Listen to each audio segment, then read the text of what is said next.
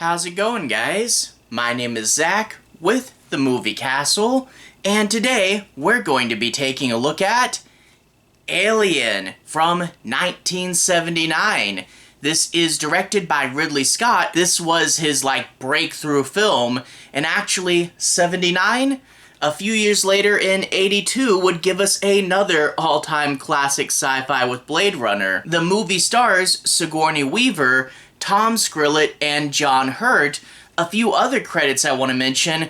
The movie was written by Dan O'Bannon, who shortly before this would do Dark Star, John Carpenter's first film.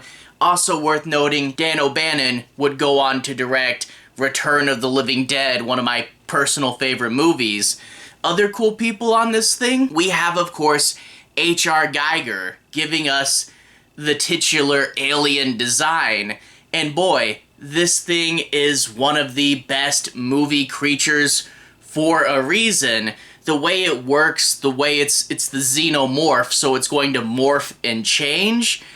It's super, super cool. It is super unique. And plus, if you really dig down and look, there's a ton of hidden imagery and metaphors in it. It's awesome. But also on the art department, and this doesn't get talked about as much as it should, a concept artist for this film was actually French comic book artist Moebius. And if you guys read classic heavy metal magazine, you've probably read some of his work. I think the idea was he did a lot of concept designs for the spaceships and spacesuits and stuff. And I really do like that idea of having Giger do the alien stuff and Moebius do the human stuff, really ensuring that these feel like two separate, different worlds. Cool stuff. But anyway, having finished the credit line, this is an all-time classic film. It is on the top 10 of both sci-fi and horror movies, and I mean, so many people have said so much about it. I don't know what all new I can say, but I mean, I want to talk about it too, right? Minimalist plot, realistic characters absolutely drenched in atmosphere, and super iconic and memorable moments. They just really knew how to stick the landing back in the day. The thing with Alien is it really does feel real. The characters come off super naturalistically.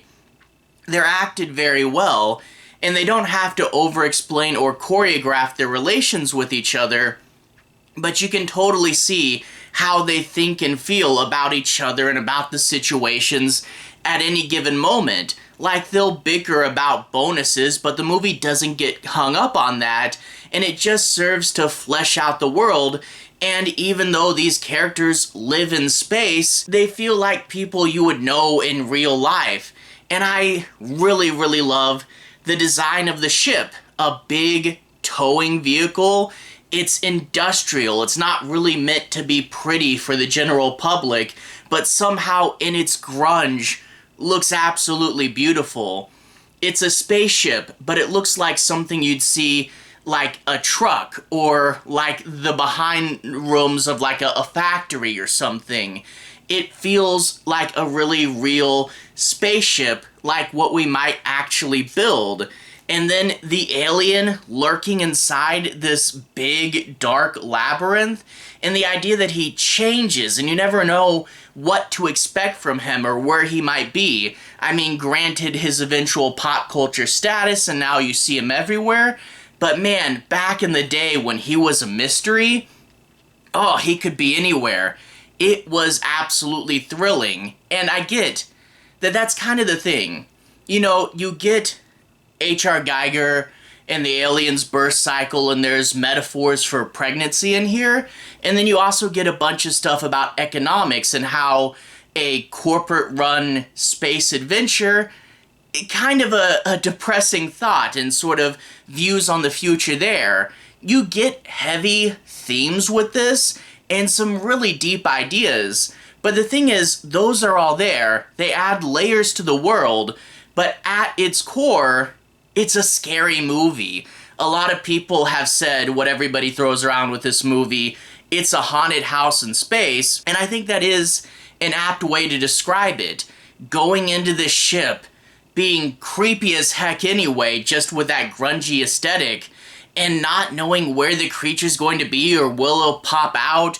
And it's a really good thrill ride going into the ship and just seeing who will survive and who will make the mistakes and who the alien's gonna pick off next. It is a horror film first, which is something the sequels would gradually forget, but I really love the original scary Alien. And yeah, it's one of those movies that, you know, I can especially see, again, back when the alien was more of a mystery, people talking about and saying, could you get to it? Did you watch Alien? Hey, were you scared? And that's really where the film's big success is that it is super scary, and I really do love this movie. If somehow you haven't seen it, and if somehow you've avoided, you know, knowing basically everything that this movie's about, go check it out. It's definitely worth a watch. Just sit there and take it in. Just take the movie in. It's definitely worth experiencing. Anyway, though, I do want to dig in a little deeper. I'm not going to do any major spoilers, but I do want to take a few minutes, dive in, analyze some parts of the plot. I want to do a bit of a deeper dive, but I'm not going to be ruining the end, so no major spoilers. Anyway, I do love the slow and cold opening of this movie. After a really cool slow title reveal in deep space, we go into the Nostromo, and since they're going through deep space, everybody is asleep. And you know what a big, giant spaceship with all the crew asleep feels like? Creepy as heck, that's what it feels like. And to see the camera on the ship, looking at these empty corridors with no one around, nice, creepy, I guess you'd say liminal aspects here. But eventually the ship roars to life without anyone there, and it wakes up the crew. Dallas, the ship's captain, goes to see the computer, which is called Mother, and it's this really cool big room with all these little lights, and it's kind of like you go in there and you're like isolated from the rest of the crew to talk to the ship. And I do also love the kind of retro yet futuristic aspects of, like, this is what it would be like if we built a big towing ship in the 80s with all the blinking lights and the green on black computers. It's so much cooler than if everything had been on an iPad like we do nowadays. But anyway, he talks to Mother, and Mother says, we've intercepted a distress signal on the planet, or, well, moon, LV-426, and you're under contractual obligation to go and investigate and see what's up. And he tells the rest of the crew this over breakfast, and I really do like they included breakfast as a setting for them to talk, because it is waking up. You do get that dreary feel of everybody just got up and they're not quite oriented yet, and it's just a nice communal thing that really do help the characters feel natural. And then we get landing on the planet, or moon rather, but they land, and like so many times in sci-fi, landing is just boop, there we are. But to get to see the ship slowly make its way down and the thrusters shake the ship, and it's a slow, involved technical process. It's just a ship landing, but boy, do you feel like you're there. Well, the ship maintained a minor hull breach on the landing. They're going to have to spend some time repairing anyway. Well, while we get the ship back up to snuff, let's go and explore that signal. A portion of the crew goes out, and they find an ancient alien spaceship. It's been there for who knows how long. It's weird, it's shaped like a big donut, and they find the captain inside. He's all dead and dusty and huge. We would learn this character's called an engineer, but at the time we were all calling him the space jockey. It's this really cool case of what the heck happened here. I know other films had used the what happened here trope, and it would not be the last by far, but this is one of the best examples of it. And in the ship, they find a series of eggs. One of the crew, Kane, gets too close to one of these eggs, and a creature pops up, attaches to his face, and they rush him back to the ship. When they get back to the ship, we get the beginning of this Ripley versus Ash plot. Ash is the science guy, and Ripley is the third in command, and she says, look, I'm in charge of the ship right now. We can't let them on because that's literally an alien parasite, and we have to quarantine them. And Ash goes, we have to help them, right? And lets them on the ship, defying orders. This would be the beginning of a rivalry between these two characters, and once you get to the movie and what you know where each of them actually stood, go back and rewatch it. It is one of the coolest things to rewatch and kind of understand more of. But anyway, they get on the ship, and it turns out Ripley was 100% right. Don't let the alien on the ship.